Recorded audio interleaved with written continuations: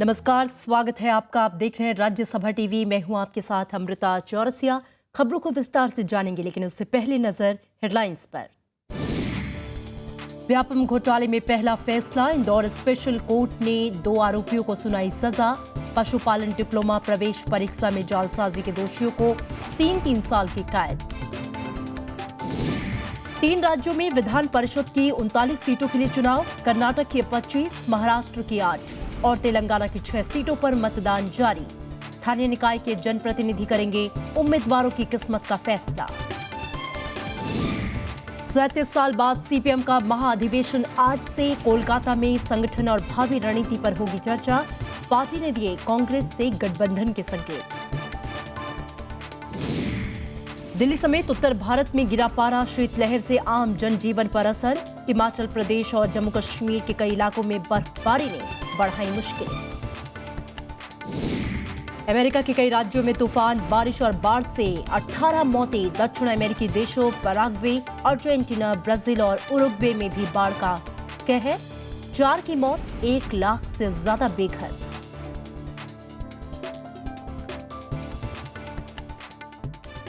और सबसे पहले बात मध्य प्रदेश के व्यापम घोटाले की। इस मामले में इंदौर की एक विशेष अदालत ने शनिवार को पहला फैसला सुनाया। अदालत ने व्यापम भर्ती और दाखिला गड़बड़ी मामले में 2 आरोपियों को 3-3 साल कैद की सजा सुनाई है। साथ ही उन पर 500 रुपए का जुर्माना भी लगाया है। दोषियों में 1 छात्र और 1 सॉल्वर है। अदालत ने दोनों को पशुपालन डिप्लोमा प्रवेश परीक्षा 2013 में कदाचार और जालसाजी का दोषी पाया। दरअसल पशुपालन के डिप्लोमा कोर्स में दाखिले के लिए व्यापम ने 19 मई 2013 को परीक्षा आयोजित की थी। इंदौर के एक परीक्षा केंद्र में प्रकाश बारिया ने अपनी जगह अक्षत सिंह राजावत को बतौर उम्मीदवार बैठाया था। मामले का खुलासा होने के बाद पुलिस ने मामला दर्ज किया था और इस मामले में अदालत के सामने 11 गवाह पेश किए गए। सुनवाई के बाद प्रकाश और अक्षत को अदालत ने दोषी पाया। व्यापम से जुड़े दूसरे मामलों की सीबीआई जांच कर रही है।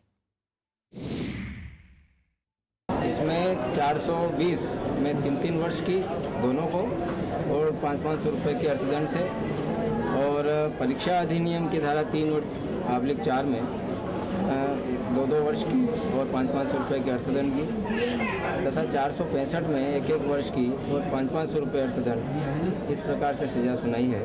सभी सजाएं एक साथ चलेगी। 3 राज्यों के विधान परिषद की 39 सीटों के लिए आज वोट डाले जा रहे हैं। इसमें कर्नाटक के 25 सीटों के लिए सुबह 8 बजे से मतदान शुरू हो चुका है, जो शाम 4 बजे तक चलेगा। चुनाव में 8 महिलाओं समेत 125 उम्मीदवार मैदान में हैं। इसमें ग्राम, तालुका और जिला पंचायत समेत स्थानीय निकाय के प्रतिनिधि वोट डालेंगे। नतीजे 31 दिसंबर को घोषित किए जाएंगे। तेलंगाना विधान परिषद की 6 सीटों के लिए भी आज वोट डाले जा रहे हैं। इसमें 2-2 सीट रंगारेड्डी और महबूबनगर जिले की है। इसके अलावा नालगोंडा और खम्मम की 1-1 सीटें शामिल हैं। इन चुनाव में टीआरएस, कांग्रेस, टीडीपी और वाईएसआर कांग्रेस समेत 19 उम्मीदवार मैदान में हैं। मतदान के लिए 19 पोलिंग स्टेशन बनाए गए हैं। स्थानीय निकाय के 3800 से ज्यादा प्रतिनिधि मतदान में हिस्सा ले रहे हैं।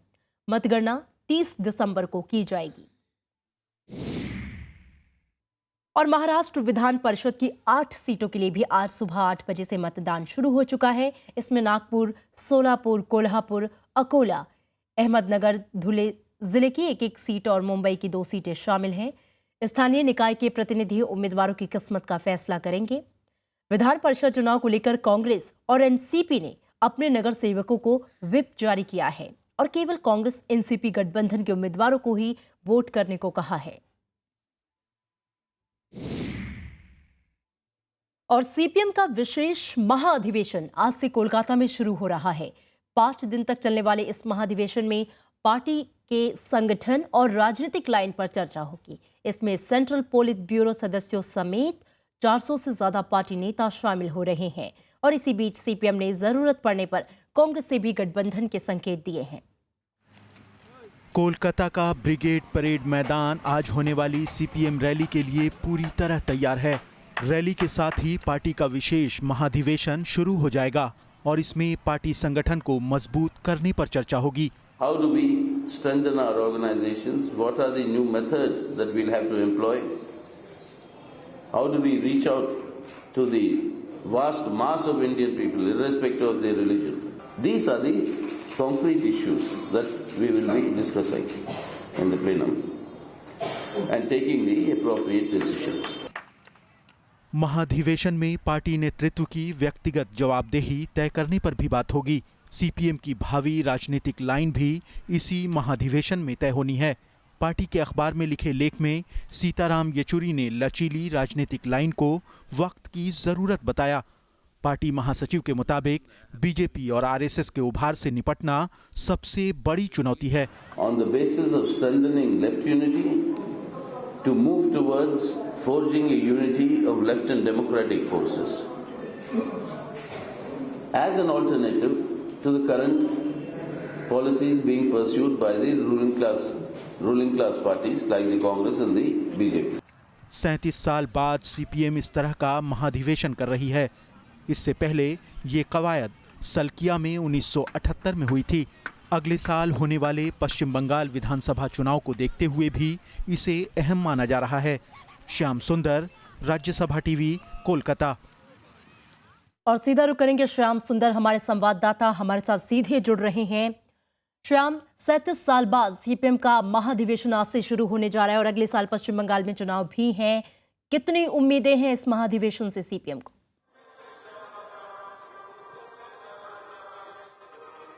देखिए, जहां तक महाधिवेशन से उम्मीदों का सवाल है, आज सीपीएम की एक बहुत बड़ी रैली यहां ब्रिगेड ग्राउंड में होने वाली है कोलकाता में, जहां से हम आपसे बात कर रहे हैं। पार्टी का दावा है कि 5 लाख से ज्यादा लोग यहां पर जमा होंगे और निश्चित तौर पर जितनी ज्यादा भीड़ सीपीएम यहां पर जमा कर पाती है उसके अपने उत्साह के लिए वो बहुत अच्छा होगा। अगले 4 महीने में अप्रैल मई के बीच में यहां पर विधानसभा चुनाव होने हैं।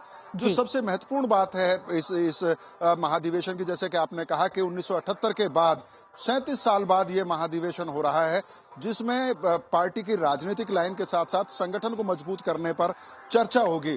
जहां तक राजनीतिक लाइन का सवाल है, सीताराम येचुरी जो महासचिव हैं पार्टी के, उन्होंने ये स्पष्ट संकेत दिए हैं कि भारतीय जनता पार्टी और आरएसएस यानी कि सांप्रदायिकता उनके एजेंडे पर सबसे ऊपर है। वो सबसे बड़ी चुनौती पार्टी अपने लिए मानती है और उससे निपटने के लिए वो एक हद तक कांग्रेस का साथ लेने के लिए भी तैयार है। हालांकि केरल में, क्योंकि केरल और त्रिपुरा 2 ऐसे राज्य हैं जहां पर सीधा अगर कहें कि सीधा टकराव सीपीएम का किसी से होता है तो कांग्रेस पार्टी से होता है, तो ओपनली नेशनल लेवल पर बेशक वो ये ना कहें कि कांग्रेस के साथ वो गठबंधन के लिए तैयार हैं। लेकिन कल सीताराम येचुरी ने कोलकाता में प्रेस कॉन्फ्रेंस में ये कहा कि राज्य स्तर पर स्टेट कमेटीज जो हैं वो फ्री होंगी कि वो जो जमीनी वहां के हालात हैं उसके आधार पर वो फैसला करें केंद्रीय नेतृत्व के साथ सलाह मशवरा करने के बाद।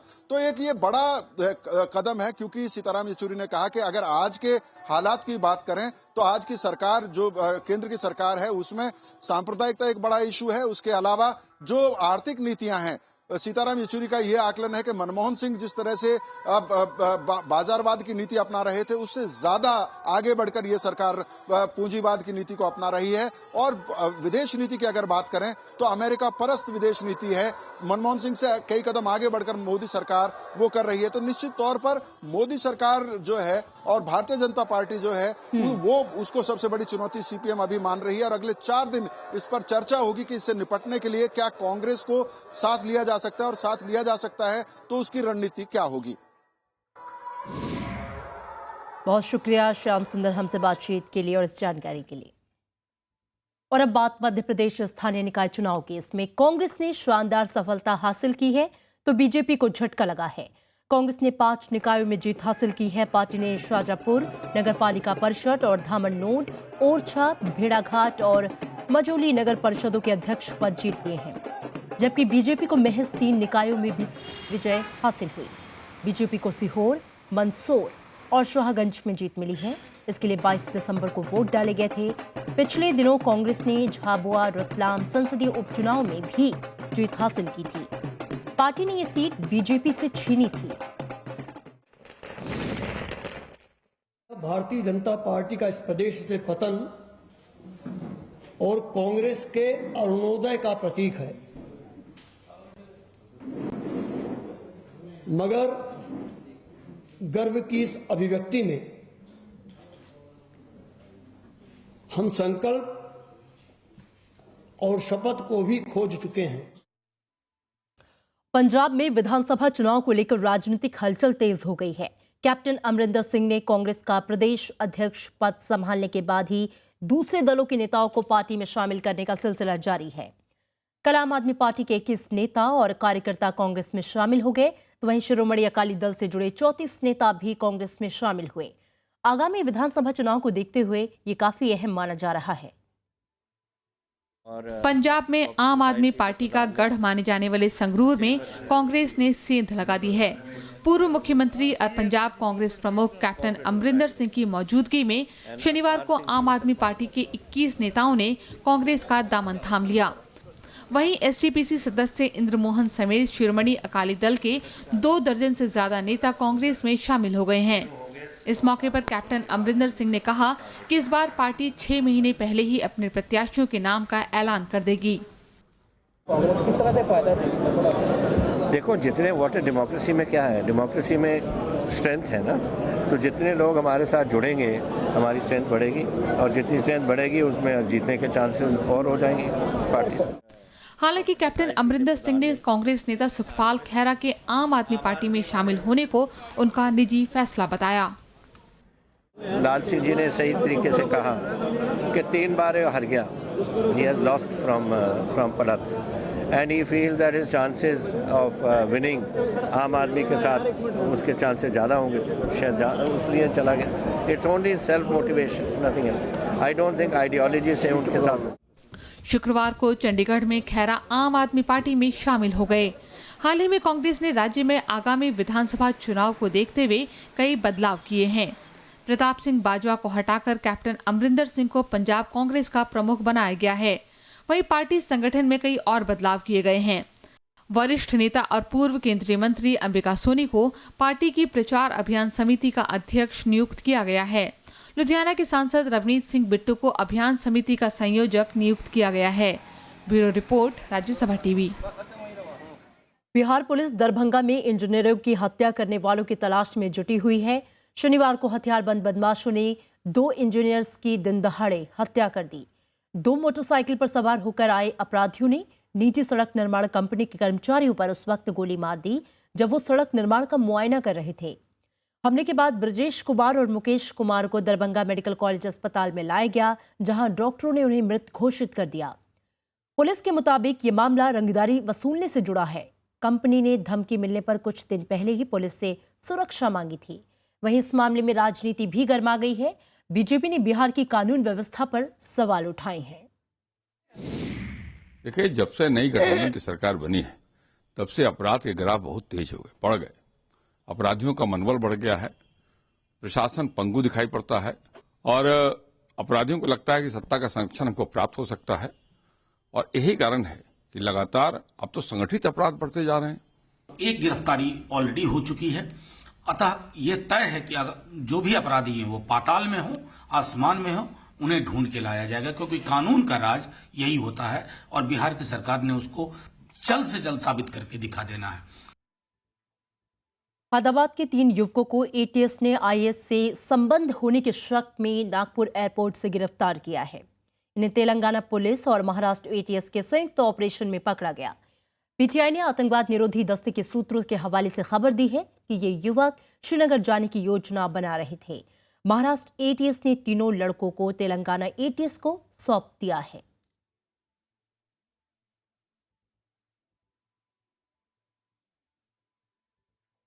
अभी वक्त एक ब्रेक का। ब्रेक के बाद राज्यसभा टीवी की खास पेशकश आपकी आवाज में देखिए उत्तर प्रदेश के मिल्कीपुर के अधूरे अस्पताल की पूरी कहानी।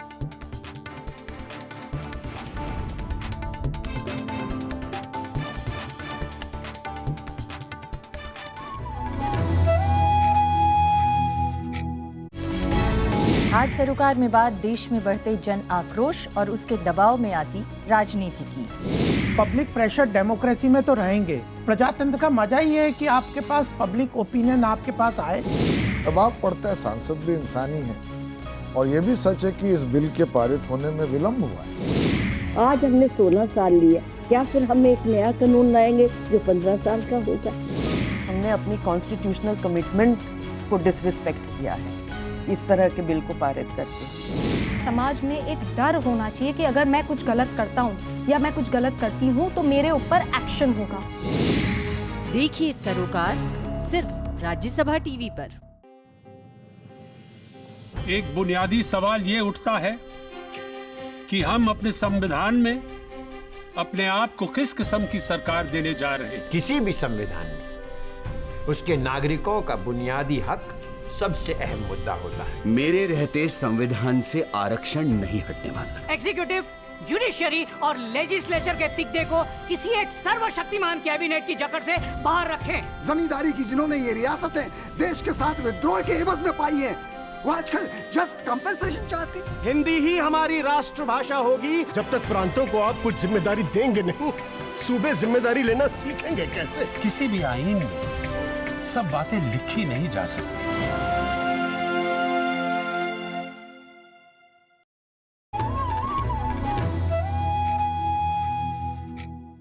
ब्रेक के बाद स्वागत है आपका। आगे बढ़ेंगे। दिल्ली सरकार ने भ्रष्टाचार के आरोप में 3 ट्रांसपोर्ट अधिकारियों को सस्पेंड कर दिया है। इन पर फर्जी पते के आधार पर ऑटो परमिट जारी करने का आरोप है।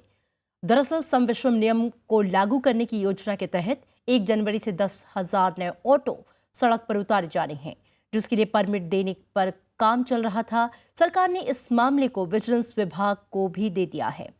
दिल्ली के उप मुख्यमंत्री मनीष सिसोदिया ने इस मामले पर ट्वीट किया है कि दिल्ली सरकार भ्रष्टाचार को किसी भी हालात में बर्दाश्त नहीं करेगी और जरूरत होने पर मामले को सीबीआई को सौंपा जाएगा। और वहीं दिल्ली सरकार डीडीसीए मामले की जांच के लिए आयोग बनाने के फैसले से पीछे हटने को तैयार नहीं। दिल्ली के मुख्यमंत्री अरविंद केजरीवाल ने कहा है कि केंद्र सरकार को अगर इससे परेशानी है तो वह फैसले को हाईकोर्ट में चुनौती दे सकती है। वहीं आम आदमी पार्टी ने डीडीसीए मामले के विरोध में शनिवार को देश के कई राज्यों में प्रदर्शन किया। पार्टी 10 जनवरी को दिल्ली में विरोध प्रदर्शन करेगी। और इस बात को ध्यान में रखते हुए 10 जनवरी को आम आदमी पार्टी की दिल्ली की इकाई एक बहुत बड़ी रैली ऑर्गेनाइज करेगी दिल्ली में। यह रैली भारतीय जनता पार्टी के अंदर और बाहर के भ्रष्टाचार को उजागर करने के लिए होगी। डीडीसीए पूर्व क्रिकेटर कीर्ति आजाद और बिशन सिंह बेदी के खिलाफ कार्रवाई के लिए कानूनी राय ले रही है। दिल्ली और जिला क्रिकेट संघ की कार्यकारी समिति की बैठक में दोनों पदाधिकारियों के खिलाफ कार्रवाई के सभी विकल्पों पर विचार किया गया। कीर्ति आजाद ने डीडीसीए मामले को लेकर 1 हफ्ते भर पहले प्रेस कॉन्फ्रेंस की थी और डीडीसीए में भारी अनियमितता का आरोप लगाया था। अभी कोई ऐसा डिसीजन नहीं है कि हम उनके अगेंस्ट क्या एक्शन लेंगे या क्या ले सकते हैं, क्या नहीं ले सकते, लेकिन चर्चा जारी है। चर्चा हम लोग कर रहे हैं उनकी बातों को लेकर। लीगल ओपिनियन भी ली जा रही है कि हम क्या कर सकते हैं उनके लिए, लेकिन हम जो भी करेंगे सॉलिड तरीके से, हड़बड़ाहट में कोई ऐसा काम नहीं करेंगे। और कांग्रेस ने आरोप लगाया है कि प्रधानमंत्री नरेंद्र मोदी की पाकिस्तान यात्रा अंतर्राष्ट्रीय दबाव का नतीजा है। सरकार ने इन आरोपों को पूरी तरह से खारिज किया है। उधर अमेरिका, चीन और संयुक्त राष्ट्र ने नरेंद्र मोदी नवाज शरीफ की मुलाकात का स्वागत किया है। कांग्रेस ने सरकार की पाकिस्तान नीति को भटका हुआ बताया है। पार्टी नेता मणिशंकर अय्यर ने कहा कि पाकिस्तान से बातचीत के लिए जो शर्तें रखी गई थीं, उनमें से एक भी पूरी नहीं हुई है। कि इन 3-4 महीनों में मोदी जी मिले हैं रूस के पुतिन से, अमेरिका के ओबामा से, ब्रिटेन के कैमरॉन से और फ्रांस के होलैंड से, और इन सब लोगों ने उनको कहा होगा कि हम आपको क्या मदद दे सकते हैं, जबकि आप खुद पाकिस्तान के साथ बात नहीं करते हो। तो इस प्रकार का दबाव बनाया गया और नतीजा ये कि इन्होंने तय किया कि हम बात करेंगे। पर्यावरण मंत्री प्रकाश जावड़ेकर ने कांग्रेस के आरोपों को संकीर्ण सोच का परिणाम बताया। सारे विश्व ने इसको सराहा है और इतना सहज भाव से दोस्ती का पुल बांधना ये बहुत महत्वपूर्ण है। ये लंबे समय तक देश के काम आएगा और ऐसे में कांग्रेस की टिप्पणी बहुत ही यानी छोटी संकीर्ण सोच का परिचय है और इसलिए देश भर में किसी ने कांग्रेस की सोच को रिपीट नहीं किया। उधर अमेरिकी विदेश विभाग ने कहा कि भारत और पाकिस्तान के बेहतर रिश्तों का पूरे दक्षिण एशिया को लाभ मिलेगा। संयुक्त राष्ट्र महासचिव बान की मून ने उम्मीद जताई कि रिश्तों में नई गर्मजोशी जारी रहेगी। अफगानिस्तान से लौटते वक्त शुक्रवार को प्रधानमंत्री लाहौर में नवाज शरीफ से मिले थे। Bureau report, Rajya Sabha TV. विश्व बैंक के मुख्य अर्थशास्त्री कौशिक बसु ने यह संकेत दिया है कि अगले कुछ महीनों में विश्व बैंक भारत की जीडीपी दर के लक्ष्य में बदलाव कर सकता है। उन्होंने कोलकाता में पत्रकारों से बातचीत में कहा कि अगले कुछ महीनों में भारत के जीडीपी लक्ष्य की समीक्षा की जाएगी। कौशिक बसु ने कहा कि ब्राजील और रूस में आई मंदी और चीन में विकास दर कम होने से भारत इस साल जीडीपी के मामले में पहली बार सबसे आगे है। इस साल अक्टूबर महीने तक विश्व बैंक ने चालू वर्ष के लिए भारत की विकास दर 7.5% रहने की उम्मीद जताई है। विश्व बैंक ने 2016-17 के लिए ये दर 7.8% और 2017-18 के लिए 7.9% रहने का लक्ष्य निर्धारित किया है। और अब बात मौसम की। पहाड़ों से लेकर पूरे उत्तर भारत में पड़ रही कड़ाके की ठंड से लोग बेहाल हैं। लेह में तापमान -10.2 डिग्री दर्ज किया गया, तो हरियाणा का नौरनौल सबसे ठंडा इलाका रहा। कोहरे की वजह से सड़क, हवाई और ट्रेन यातायात पर भी असर पड़ा। कहीं अलाव का सहारा तो कहीं चाय की चुस्कियां। पहाड़ों से लेकर मैदानी इलाकों तक लोग ठंड का कुछ इसी तरह मुकाबला कर रहे हैं। शिमला में जहां 1 सेंटीमीटर तक बर्फ पड़ने से ठंड बढ़ी है, वहीं घाटी में भी पारा लगातार कम होता जा रहा है। लेह में तापमान -10.4 डिग्री सेल्सियस दर्ज किया गया। वहीं श्रीनगर में -3.2 डिग्री सेल्सियस और पहलगाम में 4.4 डिग्री सेल्सियस तापमान दर्ज किया गया। मैदानी इलाकों का भी कुछ ऐसा ही हाल है। दिल्ली में शनिवार को न्यूनतम तापमान 5.5 डिग्री सेल्सियस पर पहुंच गया, तो वहीं राजस्थान के चूरू में 1.7 और माउंट आबू में 3 डिग्री सेल्सियस तापमान दर्ज किया गया। हरियाणा के नारनौल में भी ठंड ने लोगों को घरों में रहने को मजबूर कर दिया है। यहाँ न्यूनतम तापमान 1.5 पर रिकॉर्ड किया गया, जबकि हिसार 3.9 डिग्री सेल्सियस तापमान के साथ कांप रहा है। बात अगर पंजाब की करें तो अमृतसर में 3.2 डिग्री और चंडीगढ़ में 5.6 डिग्री सेल्सियस तापमान दर्ज किया गया। कोहरे की वजह से उत्तर पूर्व भारत में कई ट्रेनें देरी से चल रही हैं। इससे मुसाफिरों को भी खासी परेशानी हो रही है। सभी ट्रेनें यहाँ पे लेट आ रही हैं, तो मान लीजिए हमको क्लास करना है, इंटरव्यू देने जाना है या दवा कराने जाना है, डॉक्टर को दिखाना है, तो वहाँ पे मतलब 6-7 घंटा ट्रेन लेट आ रही है, तो बहुत दिक्कत हो रही है यहाँ पे। हालांकि दिन में धूप के निकलने से लोगों को थोड़ी राहत जरूर मिल रही है, लेकिन ठंडी हवाओं ने लोगों का जीना मुहाल कर रखा है। मौसम विभाग का कहना है कि 2 दिनों में बारिश हो सकती है, जो ठंड को और बढ़ा देगी। Bureau report, Rajya Sabha TV. और अब बात दुनिया की कुछ खबरों की। अमेरिका में बर्फीले तूफान से मरने वालों की तादाद 18 हो गई। राहत और बचाव दल ने शनिवार को मिसिसिपी से 2 और लोगों के शव बरामद किए, तो तूफान के चलते गुरुवार से लापता थे। अकेले मिसिसिपी शहर में ही 10 लोगों की मौत हुई है, जबकि टेनेसी में 6 लोगों की मौत हुई। इसके अलावा मिसिसिपी और टेनेसी में 400 से ज्यादा घर तबाह हो गए। स्थानीय मौसम विभाग ने प्रशासन से सतर्कता बरतने को कहा है। और वहीं दक्षिण अमेरिकी देशों पराग्वे, उरुग्वे, ब्राजील और अर्जेंटीना में भीषण बाढ़ से 4 लोगों की मौत हो गई, जबकि 1 लाख से ज्यादा लोग अपने घर छोड़ चुके हैं। बाढ़ से सबसे ज्यादा नुकसान पराग्वे में हुआ, जहां 90,000 लोग प्रभावित हुए हैं। इन देशों में अल नीनो प्रभाव के चलते पिछले कई दिनों से जोरदार बारिश हो रही है।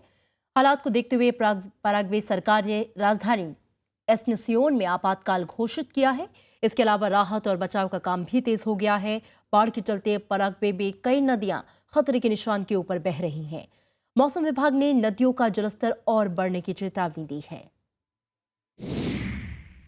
और अब बात करते हैं आपकी आवाज की।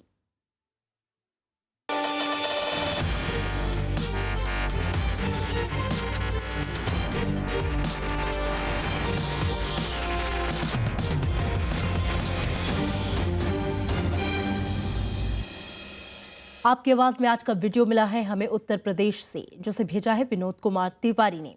क्षेत्र को लोगों की सहूलियत के लिए सरकारी योजनाओं में हो रही देरी की वजह से उन्होंने इस वीडियो को तैयार किया है। क्या है ये पूरा मामला, देखिए इस रिपोर्ट में।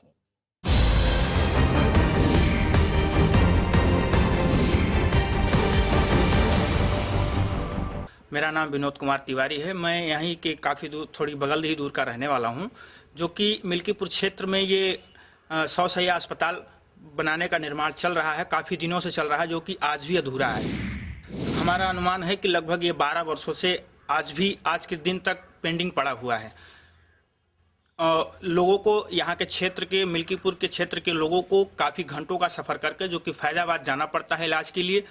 रास्ते में किसी न किसी प्रकार की दिक्कतें हो जाती हैं लोगों को, जो कि रिस्क हो जाते हैं। वहाँ जिला अस्पताल फैजाबाद में उनको एडमिट करने के लिए भी दिक्कतें होती हैं, जिससे उनके ऊपर काफ़ी कठिनाइयाँ और जिससे उनकी मृत्यु भी हो जाती हैं। मैं ये चाहता हूँ कि ये जल्द से जल्द इसका निर्माण हो और यहाँ के क्षेत्र के लोगों को, मिल्कीपुर विधानसभा क्षेत्र के लोगों की समस्याएं दूर हो जाए।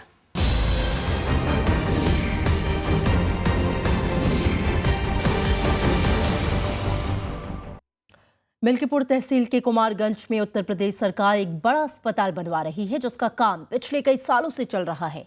स्वास्थ्य सुविधाओं को लेकर ना तो सरकार सजग नजर आ रही है और ना ही अधिकारी, जिसके चलते मरीजों को काफी परेशानी उठानी पड़ रही है।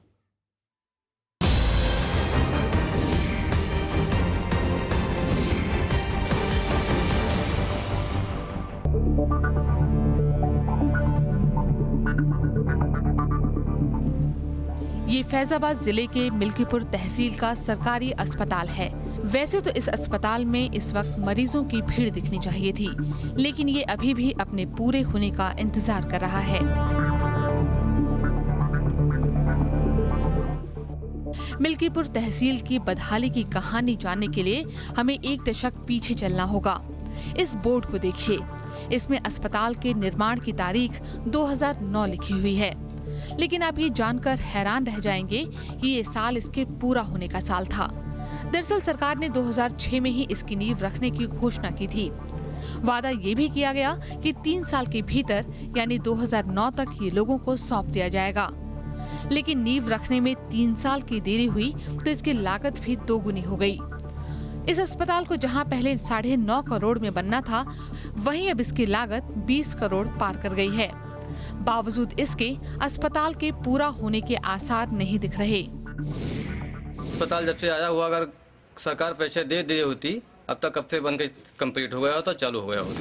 ये पेपर में जो निकलता है कि सरकार के पास बजट नहीं है, बजट आता नहीं है, बजट कब आता है, कब खत्म हो जाता है, किसी को इस चीज को किसी को मालूम नहीं। मिल्कीपुर की जनता पिछले 10 साल से 100 बेड के इस अस्पताल का बेसब्री से इंतजार कर रही है। वजह ये कि यहाँ एक भी अस्पताल नहीं है। सरकारी वादों और इरादों के बीच की दूरी यहाँ के लोगों का सब्र तोड़ रही है। क्षेत्रवासी यहाँ पे काफी दुखी हैं। हॉस्पिटल न चल जाने से लोग यहाँ के बजाय फैजाबाद जा रहे हैं। अगर यहाँ पास का चल जाएगा, यहाँ 20-25 किलोमीटर में कोई सरकारी हॉस्पिटल इस तरह का नहीं है जिसमें सुविधाएं लोगों को मिल सकें। ऐसा नहीं है कि इस प्रोजेक्ट में हुई देरी पर आवाज नहीं उठाई गई, फाइलें नहीं घुमाई गईं, लेकिन प्रशासन अभी भी ठोस जवाब देने को तैयार नहीं।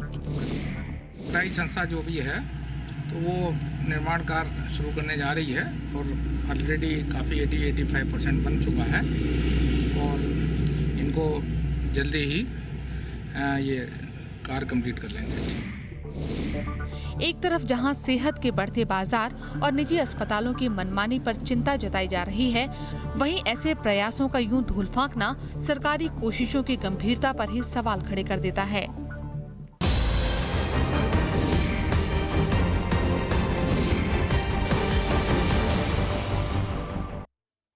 और अगर आपके पास भी ऐसी ही कोई समस्या है और आप हमें बताना चाहते हैं कोई खबर, तो बनिए सिटीजन रिपोर्टर और भेजिए अपनी रिपोर्ट आपकी आवाज़ @rstv.nic.in पर।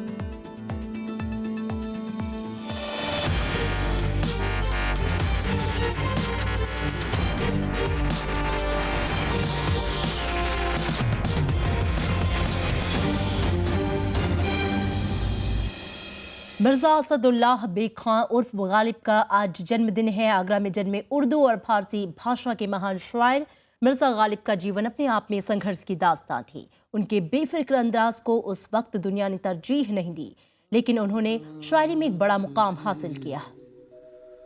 हुआ क्या है आखिर इस दर्द की दवा क्या है। खबरों में इतना ही। चलते चलते नजर हेडलाइंस पर। व्यापम घोटाले में पहला फैसला। इंदौर स्पेशल कोर्ट ने 2 आरोपियों को सुनाई सजा। पशुपालन डिप्लोमा प्रवेश परीक्षा में जालसाजी के दोषियों को 3-3 साल की कैद। 3 राज्यों में विधान परिषद की 39 सीटों के लिए चुनाव। कर्नाटक की 25, महाराष्ट्र की 8 और तेलंगाना की 6 सीटों पर मतदान जारी। स्थानीय निकाय के जनप्रतिनिधि करेंगे उम्मीदवारों की किस्मत का फैसला। 37 साल बाद सीपीएम का महाधिवेशन आज से। कोलकाता में संगठन और भावी रणनीति पर होगी चर्चा। पार्टी ने दिए कांग्रेस से गठबंधन के संकेत। दिल्ली समेत उत्तर भारत में गिरा पारा। शीतलहर से आम जनजीवन पर असर। हिमाचल प्रदेश और जम्मू कश्मीर के कई इलाकों में बर्फबारी ने बढ़ाई मुश्किलें। और अमेरिका के कई राज्यों में तूफान, बारिश और बाढ़ से 18 मौतें। दक्षिण अमेरिकी देशों पराग्वे, अर्जेंटीना, ब्राजील और उरुग्वे में भी बाढ़ का कहर। 4 की मौत, 1 लाख से ज्यादा बेघर।